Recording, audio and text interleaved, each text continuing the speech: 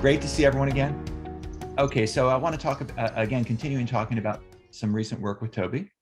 And so the main theorem that I'll try to give you an idea of today is a strong rigidity theorem for cylinders. So here that's a sphere across a Euclidean factor.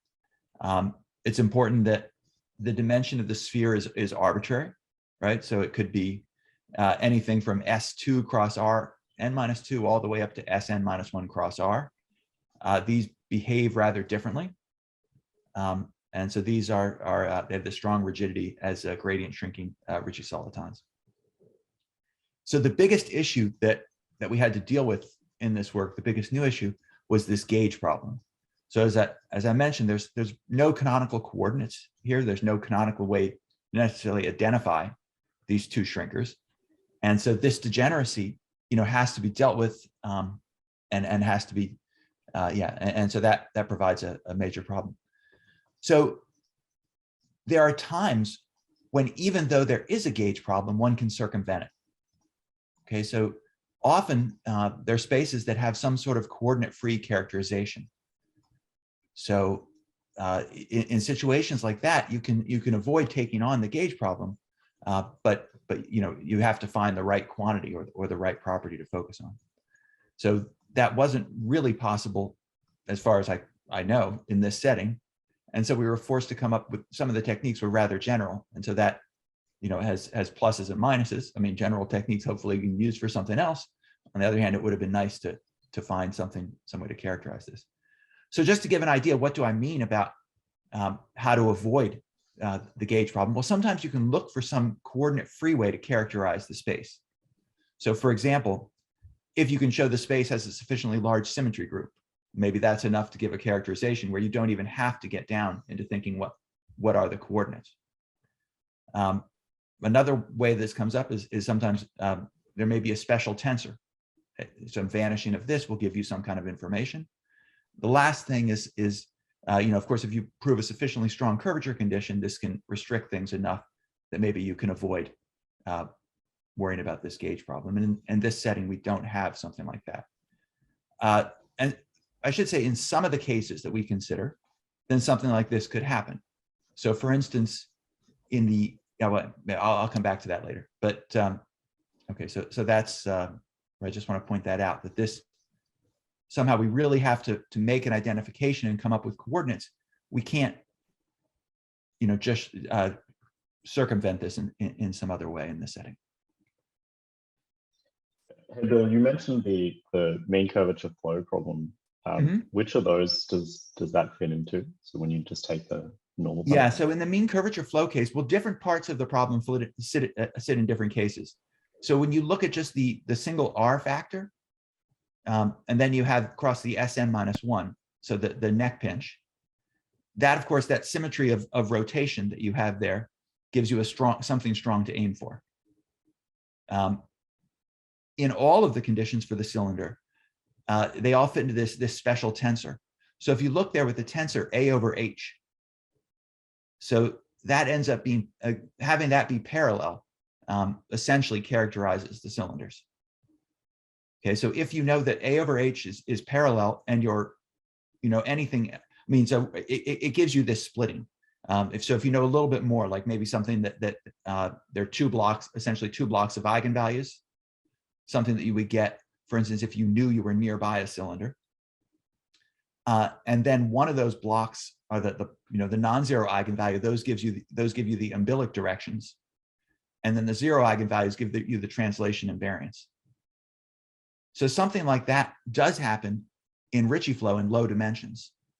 So if you look at Ricci divided by scalar, that shrinker in dimension 2 and 3 does end up being parallel. In dimension 2, it doesn't tell you anything in much the same way that A over H, when it's rank 1, tells you nothing, and it allows all the Albrecht-Langer curves. It doesn't give you a cylindrical characterization. And then in dimension 3, if you look at Ricci over scalar, if you apply a drift operator to that, a script L operator, you get a 0th order term. Well, in all dimensions, you get a 0th order term that comes in. That one has a sign precisely in dimension 3. And so that was the observation of Nee and Wallach that allowed the characterization there. And that's a crucial fact for why the low dimensional gradient Ricci solitons can be characterized. You can still get something about that quantity in higher dimensions if you make certain curvature assumptions. So for instance, if it's, locally conformally flat, then that will give you something. Yeah, thank you for the question, Jonathan. Yeah, so those, the Ricci case fits into, two of those, strongly into the second. Okay, so I should say that approach does offer some hope in the Ricci case, because if you look at this curvature quantity that you get when you apply when you look at the quotient rule applied to Ricci over scalar, of course scalar is always positive for the ancient solution, so it's safe to divide by scalar. Then if you look at Sn-1 cross R, you can do something with that. Okay, so there is some hope in that setting, but once you go beyond that, you're getting away from the conformally flat case, and things go haywire. Okay, so just to set notation for me, the gradient shrinking Ricci solitons, so Ricci plus the Hessian of F, that's 1/2 G, and so these are the type 1 singularity models for Ricci flow. And as let me just remind you from yesterday, we take this L2 norm, so where we integrate against this e to the minus f weight. We introduce some operators here. So we have this weighted divergence, and so which we call div sub f, and this is the adjoint to the gradient. Okay, and then likewise, there's you can also define a similar div f operator on symmetric 2 tensors. And that plays a role as well. The adjoint of that div f on 2 tensors, we call div f star. And so that, instead of, since it's the adjoint, it takes a vector field to a symmetric 2 tensor. And up to a constant, that just gives you the Lie derivative of the metric in the direction of the vector field. So this is the image of div f star, this is exactly the things that are tangent to the action of the gauge group. These are things that are generated by 1-parameter families of diffeomorphisms. Good question. Is this div f operator the divergence associated to the weighted measure, or it's not, right? Yes, that's exactly right. So the first term is so the first term, if you look at the equation, there's a div f of y, it's equal to the ordinary divergence, and then it's adjusted by a term which comes in from the derivative of the measure. And that's a 0th order term. And this makes it the adjoint with respect to the weighted measure. And so then we have this drift Laplacian script L. And so this is defined on any tensor. And this is a symmetric operator. And again, the principal part is the Laplacian, but there's this first order part, which corresponds to a covariant derivative coming from the weight. So it's in the direction of the gradient of f. Right, and so this operator becomes self-adjoint. Okay, so we have, there are a lot of gradient shrinking Ricci solitons. And so we're gonna prioritize here. In a certain sense, the ones that are most important are the ones that arise most often. So this is not really not quite a fully formed theory yet. So, Baumler, Kleiner, Lott, and others are developing, some notion of these singular Ricci flows where you could start looking at, one could start looking at singular sets and start doing something like a dimension reduction. So the Almgren-Federer-White dimension reduction tells us that if you, you can think about the singular set as having certain strata, and the dimension of these strata are going to be bounded by the translation and invariance. For simplicity here, I'm just going to worry about spatial translation invariance. So we're splitting off these n-2 factors. And so from this point of view, we're interested in these products with R. One thing, as soon as you get to these non-compact Ricci flows, non-compact gradient shrinky solitons, then even if you're working with a compact Ricci flow, the convergence is only going to be on compact sets, right? So if you imagine something like a dumbbell, it's a sequence of these closed manifolds, but at this neck pinch singularity, if you rescale it up more and more, it becomes closer and closer to a cylinder. It's always compact, but the two bells run off to infinity, and it's only in the limit that you see the entire cylinder. Prior to that, you just get something that's close to larger and larger pieces of the cylinder. Okay, so the shrinkers are classified in low dimensions. In dimension 2, it's just the sphere and RP2, I should say, and also, of course, the Gaussian soliton, but we're leaving that out. And then in dimension 3, again, now you have this cylinder, and then there's the 3-sphere, and then, of course, you have quotients of these. So that's the combined work of a number of people. Chow, Chen Zhu, Hamilton, Ivy, Meehan, Wallach, and Perlman. And so the classification in dimension 3, as I mentioned, relies on an equation for Ricci divided by scalar. And so it follows quite directly from this. This is very similar to to Gerhard's argument for understanding the mean convex shrinkers and mean curvature flow. I think of it more from the perspective that Toby and I did when we looked at that problem for unbounded second fundamental form. And so then we're actually defining this tensor. You can do it various other ways, just by differentiating the norms and stuff, but this is very parallel. And again, what's crucial is that when you compute this quotient, there's going to be some 0th order term that comes in that depends on the curvature. And what you really need is that term to have a sign. Okay, and in dimension 3 it does, but it does not in higher dimension. And so you don't expect any sort of, you certainly don't expect Ricci over scalar to be parallel in higher dimension. And in fact, in higher dimensions, there are huge families of these. In fact, there's a whole industry even constructing Einstein manifolds, let alone the gradient shrinking Ricci solitons. So you don't even need the function f to get huge families. Okay, so let me just explain the strong rigidity. So the main theorem is that these things are strongly rigid. By strong rigidity, we mean that if you have another shrinker and it's close enough to one of these on a compact set, then it actually has to agree. Okay, so it doesn't have to be globally diffeomorphic to it. It's just a large piece of it has to be. You just need, there exists a diffeomorphism from your potentially exotic shrinker to a large piece of the cylinder. The two sets have to be large enough, and then once you move the diffeomorphism forward, the pullback metric then has to be close enough. The pullback metric has to be close enough to the metric on the model, and the function's f has to be close enough. If you have all of these things, then in fact it agrees identically. That's a quick question. Does from this already directly follow that, let's say, in the right setup, tangent flows, if you see a cylinder, then you see only a cylinder just by connectedness of tangent flows, I guess? Yes, that should follow just from this. Yeah, okay. Right, and so this strong rigidity, this is crucial for applications, I should say, for future applications. So, right, since, as I said, the convergence to the shrinker is only on compact sets, and so you only know something. You initially know that it's close on this compact set, and so then you can immediately identify that's going to be the shrinker.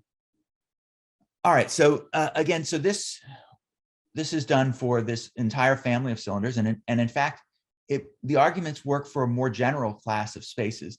So it works for products. I could take an Einstein manifold and cross a Euclidean factor, and then there's just various properties that you need on the Einstein manifold. Okay, so it's general enough to include more things than cylinders, but it doesn't, but it's still, as formulated, it's still fairly special. Okay, so the case L equals n minus 1 is the case of necks, where there's just a single Euclidean factor across an n minus 1 sphere. This was also proven independently recently by Li and Wang. And so that argument, and this came up yesterday, that argument uses this symmetry improvement that Brendel developed in the latest form or the most recent form for Ricci flows due to Brendel and Knapp. And there's a similar arguments for mean curvature flow due to Brendel and Choi. And this is a major ingredient in that. So this neck improvement that you asked about. And so this is used in order to show that the solution has a rotational symmetry. Once you get this symmetry of rotation, and so this is done actually by constructing these killing fields. So you know it's close, if it's close to a cylinder, it has these vector fields that are approximately killing. And so they use this improvement of symmetry under the flow to show that these things that were approximately killing actually end up being leading to the building actual killing fields. So once you have the rotational symmetry, then Brett has a classification of the gradient shrinking Ricci solitons in that case. And so it has to be exactly this. Keaton, yes, yeah, it's from there. Yeah, great question. So in the mean curvature flow case, the shrinkers have a preferred center. There's a preferred critical point for the potential function. It's the origin. So in the mean curvature flow case, we have the extrinsic geometry. And so yes, that's exactly right. In the mean curvature flow case, we insist it's a large ball centered at the origin. And in fact, our argument as it is does not apply if it's a large ball centered somewhere else. At this point, there have been a number of developments, and I wouldn't be surprised. Well, you can't quite say that because there's an open question about ends, if a cylindrical end is. So in fact, it wouldn't as it is. But I wouldn't be surprised if someday we say that it is. Okay, so so in their paper, they talk about how this problem, they were actually motivated by our strong rigidity for cylinders to try and prove this. And so not surprisingly, they conjecture that it's true for cylinders in all dimensions. Okay, so you don't get the same strong symmetry improvement or the classification in the other dimensions. Right, so that's the case. So let's warm up by talking about what might you do in the compact case. Right, so in the compact case, you wouldn't do a strong rigidity because if it's a big enough compact part, it's the whole thing, right? So it's actually close, right? And so in that case, the rigidity would just mean you're just looking for which shrinkers are isolated in the space of shrinkers. Okay, so, and again, of course, you have to be somewhat careful what you mean by isolated because, of course, there's always the diffeomorphism group. So you would have to say that you can find coordinates to make them equivalent. So one of the early results in Ricci flow was this 85 paper by Gerhard, where he showed that spheres in all dimensions and their quotients are rigid in this sense. Kroenke showed that complex projective spaces are rigid. And recently, Jonathan and Au showed that certain products of spheres are rigid. Okay, so just this mean curvature flow setting that I had mentioned before. So Toby and I, together with Tom Ilmanen, showed strong rigidity of cylinders for hypersurfaces, and this was in all dimensions. And many of the ideas that the three of us developed in that paper went on to play an important role in the proof of uniqueness of cylindrical blowups for mean curvature flow in codimension 1. Toby and I later extended that to higher codimension, and Jonathan has an alternative approach. Our approach was based on, yeah, maybe I better not to get into that. Let me say if you save time. And so there are other uniqueness results in mean curvature flow, which I'll divide loosely into two families. So in the closed case, Felix showed uniqueness using a Weiershevitz inequality. And in the conical case, Otis and Felix, asymptotically conical case, Otis and Felix proved uniqueness. And so, as you may have guessed, very much hope that the ideas that are developed here to understand rigidity will play a similar role in addressing uniqueness for cylindrical blowups in Ricci flow. There are a number of issues that remain there, so that's definitely work in progress. There are some challenges. Okay, so one of the things, with these shrinkers, there seems to be this principle that uniqueness or information radiates outwards. So if you know something on a compact set, well, if you were to run this, if you take the shrinker and run the associated Ricci flow, the things that are happening on this compact set are just things that happened on the shrinker, the earlier, the original initial shrinker, just further out. Right? So if you have this information here, as it propagates forward under the flow, this is going to tell us something about what's happening further out. And this is one of the ways that, one of the reasons why these, I think these uniqueness theorems or rigidity theorems for shrinkers involve information on a compact set, classifying it. So for an expander, where things are actually moving, the information is flowing inwards under the evolution, you could imagine that there, the right, a more reasonable condition would be asymptotic condition, an asymptotic condition. So something about the ends of an expander may be enough to tell you a lot about what's happening inside in the middle. Whereas with the shrinker, this compact piece is essentially controlling the evolution forward. Okay, so that's one of the reasons why. So Ilmanen has this conjecture where if you have a cylindrical end, do you expect it to force it to be the cylinder? So it's not as clear to me why ends. I mean, of course, there are no counterexamples, so it's probably true, but it's not as clear to me why that cylindrical end, how that information is going to somehow radiate inwards to determine what's going on in the compact set. That seems to be sort of the opposite of what often happens with these shrinkers. Now, to be fair, this is not entirely the case because, of course, for the heat flows, there's backward uniqueness too, right? So you have like a unique continuation property as information and energy estimates. So as information, propagates forwards, but unique continuation does tell us that some things are actually can propagate backwards as well. So. Okay, so what's the general scheme going to be? So how are we going to prove this result? Okay, so we have this gradient shrinking Ricci soliton. We know it's close to one of these cylinders on a large set. We have this general principle that information flows outwards. So this large set, if you flow for a little bit of time, the flow stays well behaved. You use something like maybe pseudo-locality to get some kind of estimates on a slightly larger scale. So this closeness on an initial scale propagates outwards for short time and gives us some information on a larger scale. But as we do this, there's going to be a loss. So this is not something we can iterate. So this is this is the big issue. Somehow you need to get an improvement. You have to say, well, actually, instead of getting worse, it actually got better, and I can continue this. And then in the limit, it forces it to really come all the way together. One of the themes here is that, with this weight e to the minus f in these integrals, every time I know something on a large scale, or every time I apply a cutoff argument, I introduce an error that's exponentially small. And what we saw yesterday is that oftentimes our losses are going to be polynomial. And so one of the themes that keeps happening is we play off these polynomial losses against exponential gains.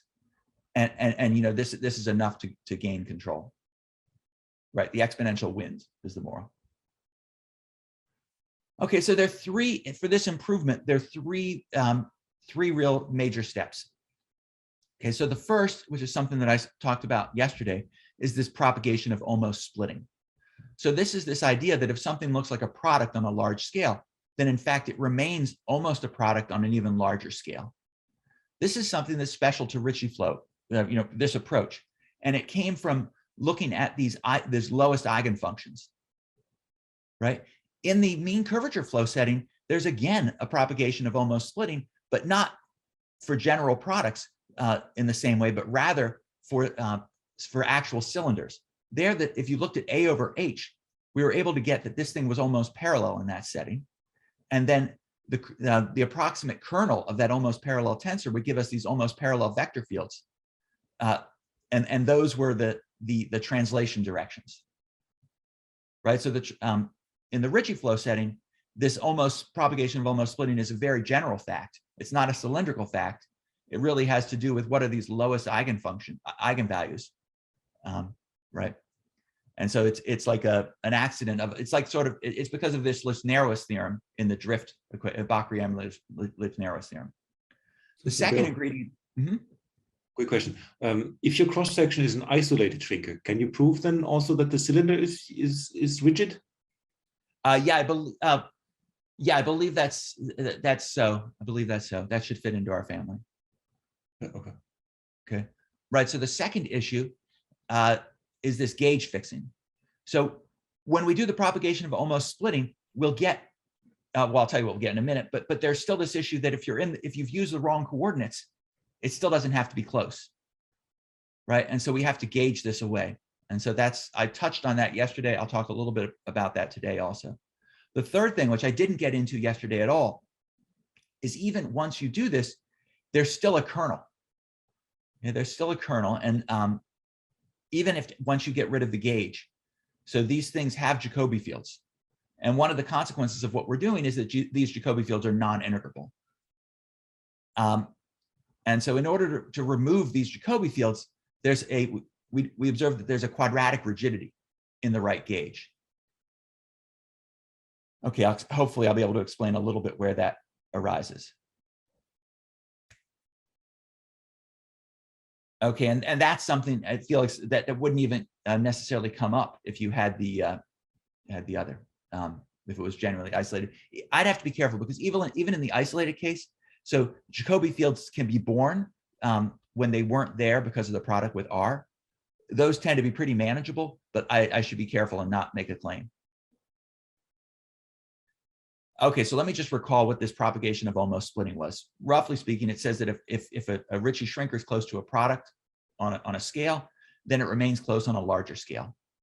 And the idea was that this initial closeness gave us these small eigenvalues. Those eigenfunctions, their Hessian almost vanished. Their Hessian was exponentially small on a fixed ball and was only allowed to grow polynomially as we went out. Okay, and so these Hessians remain very small even as I go out to a larger scale. And so these give me a collection of n-L almost parallel vector fields.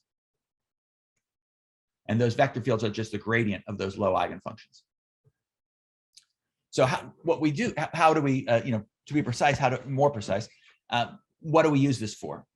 So we generate these n-L almost translations. And we show that the metric almost splits off a Euclidean factor. And not only is the metric almost split, but the potential function almost splits. So it decomposes as this sum, where this Euclidean factor x squared over mod x squared over 4 plus what's left over. And what's left over is almost independent of x.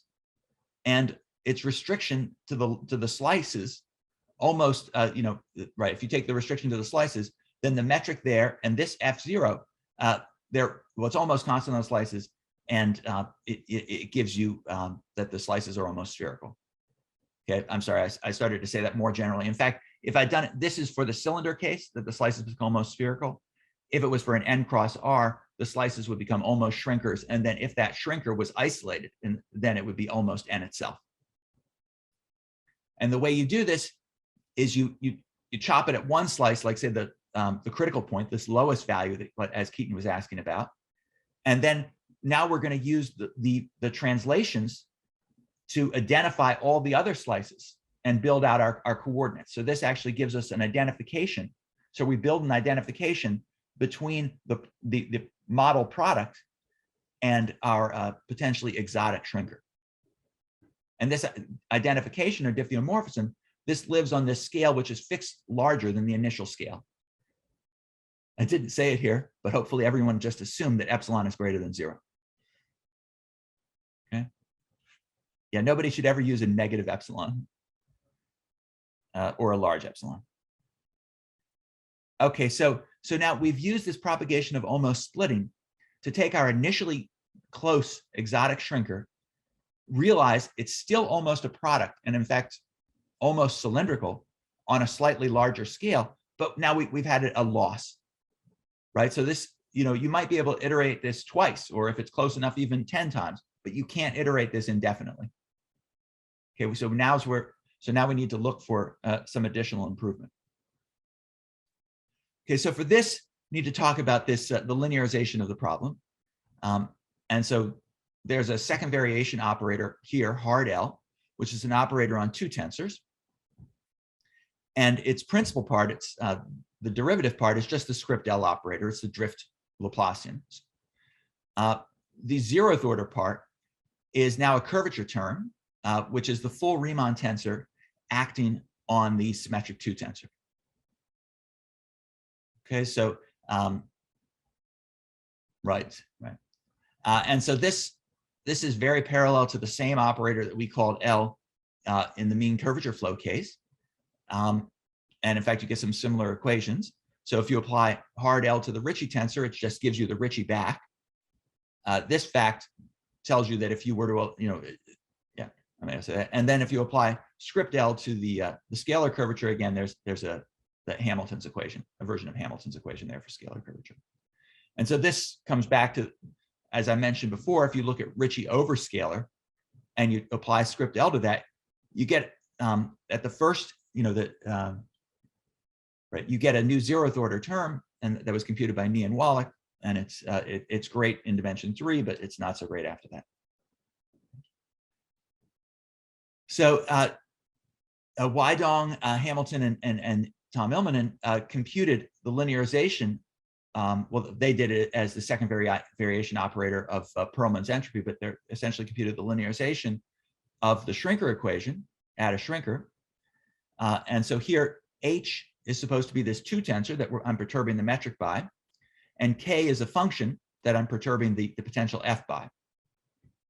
And so the linearization is then this quantity I wrote down, where the main part that you're supposed to observe is 1/2 L of H. So L is really the second variation operator. And then you get these two other parts. You get this Hessian term, and then you get something which is a div F star of div F term. This will formally look similar to the operator P that I defined yesterday, but you'll notice P was an operator on vector fields. And in fact, the div F and div F star were in a different order in that case. Right? Okay, and so this is what you get for the linearization. So the last two terms in this linearization, these are gauge terms. They're both in the image of div F star. They're tangent to the action of the group of diffeomorphisms. The last term is very obviously in the image of div F star. The term before, well, that's just because if you take div F star of a gradient, that gives you a Hessian. Okay, so for this reason, even though I expect this entire quantity to be small, because it is the linearization of the shrinker equation, right? And I have a shrinker, I'm looking at 2 nearby shrinkers. So these 3 terms written together are going to be small. They're going to be higher order in H and K. But there's no reason why any one of them on their own would have to be small in any way. Okay, and that's exactly the gauge problem. We need to, right, yeah, so there's good reason they can't. Okay, so let me just be careful. Time. Okay, so as I mentioned yesterday, we have this gauge action where if you act on the metric by a vector field, you bring in the terms that are in this image of div F star. And so being orthogonal to this, div F star is the adjoint of div F. So being orthogonal to the action, to the image of div F star, means that we're looking, we'd like to arrange it so that div F of H is actually 0. Okay, so this is what they do in physics, for instance, where they're looking for these transverse tensors. If you want, right? Okay. And so gauge fixing, this means you want to apply a diffeomorphism so that when you write, so you'll get, of course, the difference between metrics will now be different once we've composed with the diffeomorphism.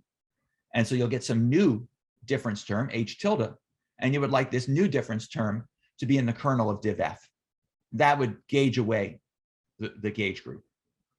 This is like a version of the Uhlenbeck gauge. Okay, and so what this means, in order to do this, you want to solve this equation. Well, this is the linearization of the equation you want to solve. This operator P that I defined yesterday, you're trying to find a vector field Y so that P is equal to 1/2 div F of H. And to first order, this removes div F. of H. Okay, I talked about that yesterday. I don't really want to say more about that today. Okay, so there's a second problem. Even if two metrics were the same, the potentials don't have to be the same. So you have this, because it's a Hessian equation, if you were to add any linear function, right, it disappears once you go to the Hessian. And so the potentials could differ by that linear function. So this is translation along the axis. This is a minor point, but we need to mod out by this too. And so in order to do that, we define a center of mass. And this center of mass would vanish if you have it adjusted appropriately. So Okay. this quantity there, it looks very similar to what appears in Perelman functional. So you usually would choose K and H so that the measure remains fixed, right? Can one do the same trick here, or is that inconvenient? Yes, so you would like to, there are ways of doing a trick like that. You can't necessarily, so once I make my so what I'm doing is I'm making an identification, and then I no longer have the freedom to change K and H. Okay. But yeah, but that's a great question. Okay, so what we're going to do, and it turns out that when we're trying to solve that equation for P, right, so there is some non-determinacy there. So P has some kernel, and the kernel of P consists of killing fields. So that allows us to choose a killing field. So that's that translation vector field that we can modify by such that we can balance and balance the center of mass, and to make that 0 as well. Okay, so at the same time that we're doing the solving the gauge problem, to make div f approximately 0, we're going to make the center of mass approximately 0 too. Okay, so now if you can solve the gauge problem, and so div f of h is 0, and Ramiro, if we're so lucky as to also achieve that k is 1/2 the trace of h, so that term vanishes as well, then the last two terms in the linearization go away, and we're just left with essentially a 1/2 L of h. All right. Now we have this, and so again, now we know that this is small, because to first order, this is this has to vanish if we're looking at a nearby shrinker. But what we want to conclude is that h itself is small.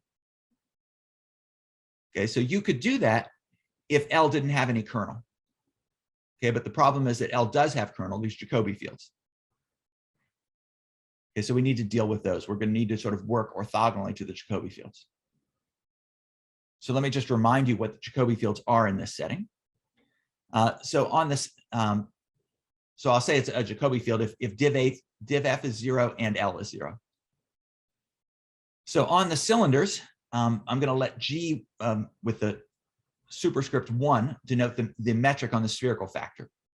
Right, so the metric on the cylinder splits as G1 plus the Euclidean part.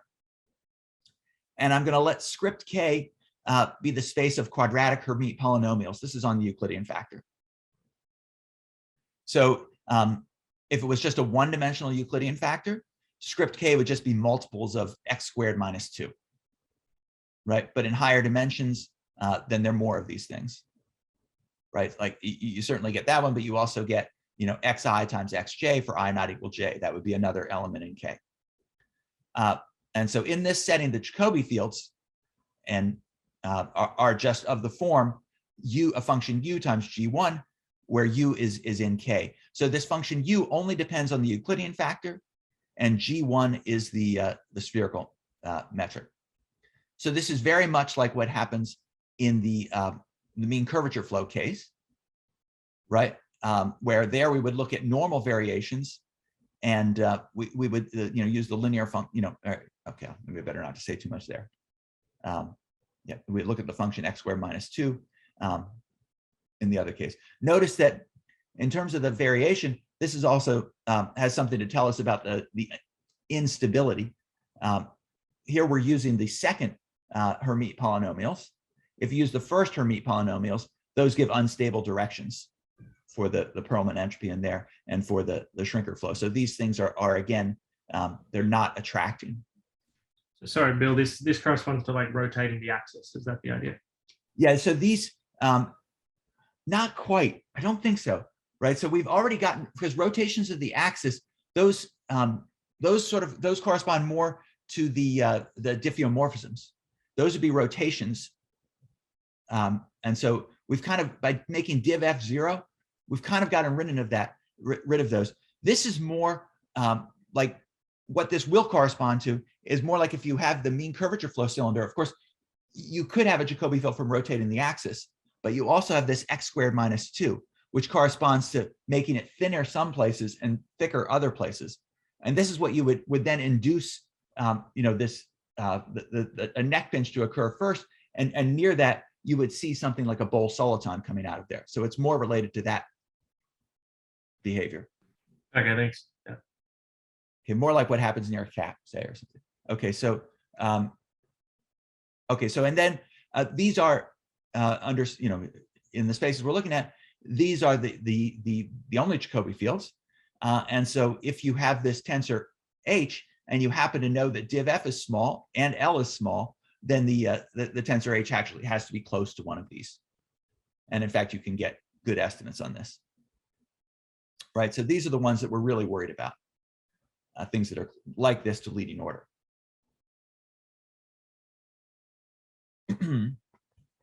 Okay, so how are we going to deal with these? Why do we know that these potential Jacobi fields aren't actually integrable? And so there turns out to be an obstruction that appears at the quadratic level. So to see that,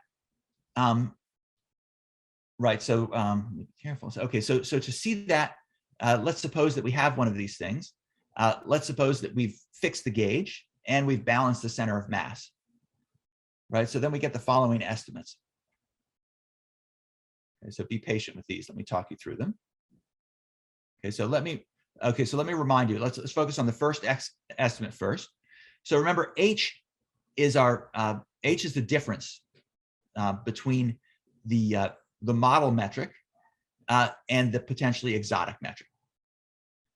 U times G1, this is the projection of H onto the space of Jacobi fields. Okay. Now, then, if it was a Jacobi field, then the trace of U times G1, that's just L over 2 times U, because the G1 is the L-dimensional sphere metric. Okay, so the second term is going to be the difference from the potential to the model potential.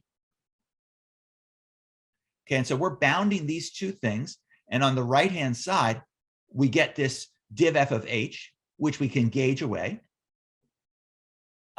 Then we also get the center of mass, and now we still have freedom to get rid of that as well, to balance that as well. And then the remaining terms are higher order in U. Okay, and so what this is saying is that the difference of H to the Jacobi field is quadratic. So it really is higher order. Okay, and so now I'm actually, this is not really the precise statement. I'm lying a bit here, because in order to do this, I need to work on the entire cylinder. So I need to introduce a cutoff, and I'll introduce exponential error terms, and we're not going to worry about that. Okay, but this is the principle. Okay, so once you have this, then we go back and we show the following. Okay, we show that U itself can be bounded in terms of the L2 norm. This is the second equation, and this is the quadratic obstruction. That the second equation is bounded in terms of a higher order term in U, and then again with the center of mass and div f of H.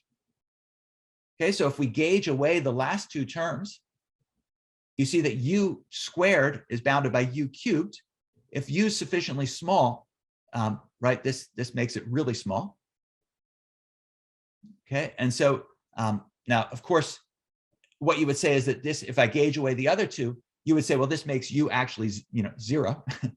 But that's not the case, because again, as I'm saying, I'm slightly lying here. there are error terms, exponentially small error terms that I'm omitting. Okay, so this this then gives the improvement.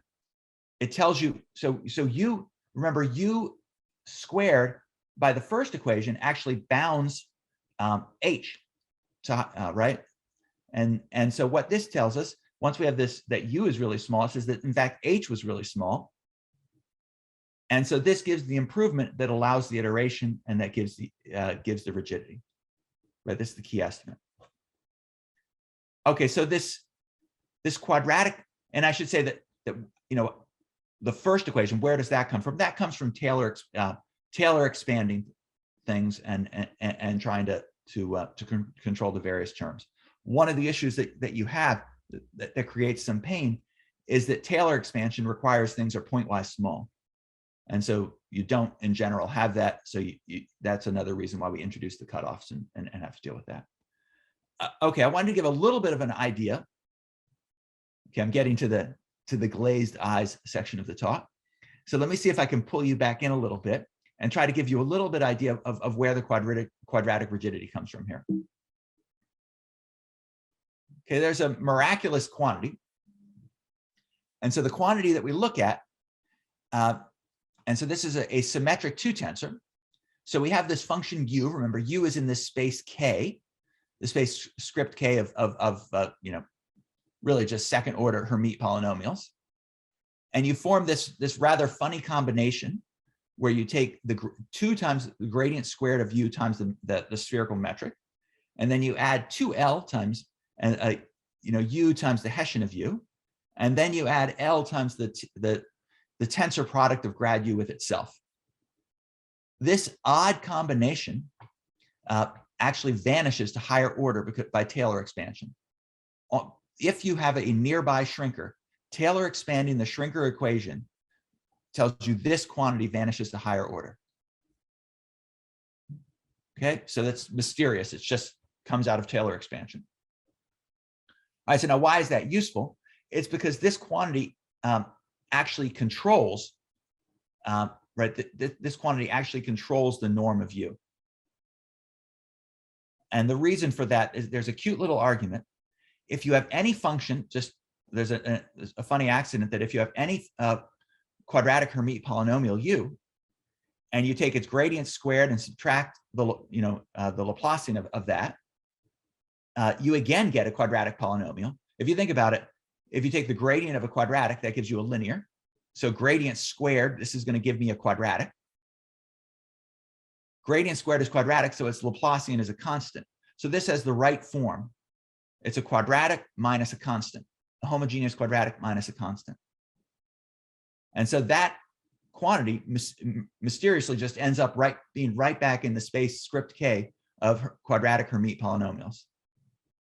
Okay, and furthermore, if you take this this function v and multiply it by grad v squared, that ends up being equal to the L2 norm of v squared, and you get this funny inequality that it's at least the L2 norm of u to the 4th.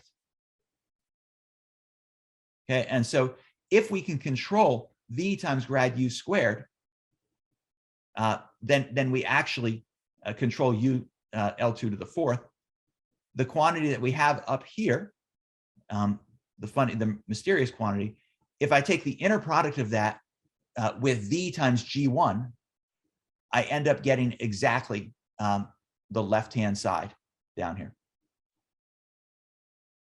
Okay, just mysteriously, I don't, it just seems to be an accident that works out, and that's the accident that gives us that tells us that in fact we get a bound on UL2 to the 4th.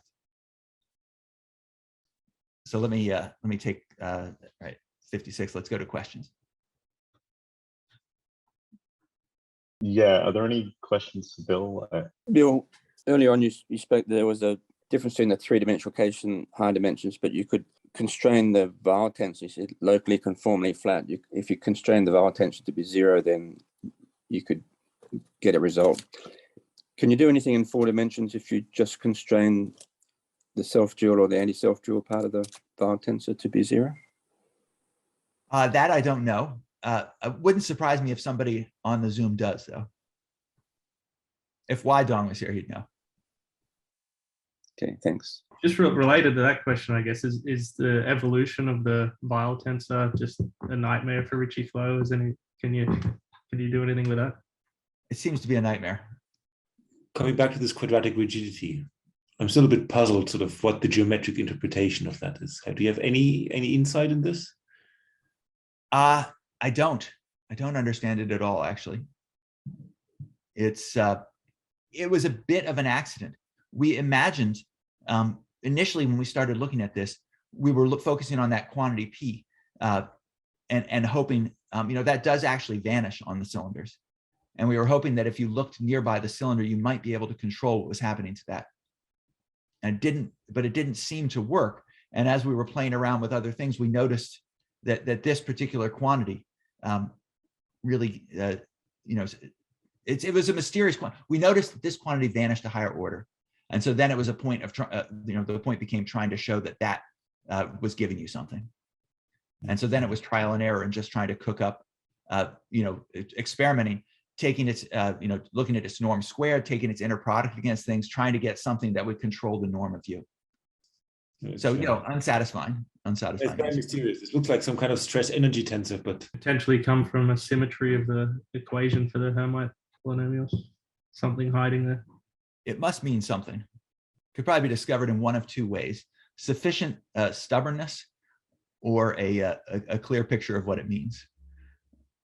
So maybe I didn't catch it on this slide, but where do you use the shrinker equation? Sorry, on this last slide. Yeah, so this is rigidity as a shrinker, right? So here, the vanishing of this quantity comes from Taylor expanding the shrinker equation. Oh, I see. So in the second line here, you mean Taylor expansion of the shrinker quantity? Yes. Sorry, so exactly. This is like the second order term or something in the Taylor quantity. expansion. Yes, that's right. So when it says vanishes, that should be that should read as the quantity above it vanishes to higher order because when you Taylor expand the shrinker equation, it's equal to higher order stuff. Yeah. Okay. I think just following up on Matt's question halfway through with this like x squared minus 2 or the fake translation. So I have some vague memory that there's this paper of like Gang and Knopp, the neck pinches, and there I thought there's some interpretation of these Jacobi fields as like a fake translation, something to do with where you move the blow up sequence. But then you do have the center of mass thing going on. So so is there some interpretation along those lines? That's a good question. I don't know. These x squared minus 2 that would definitely have the effect of moving. It moves it up earlier in time, but it still has this symmetry. I'm not sure what it would do in terms of moving that. It also has some geometric meaning backwards in time. For ancient overs, you have 2 minus x squared. That gives you this inward quadratic bending. So that's another way to think about them. All right, great. Thank you. Thanks, Phil.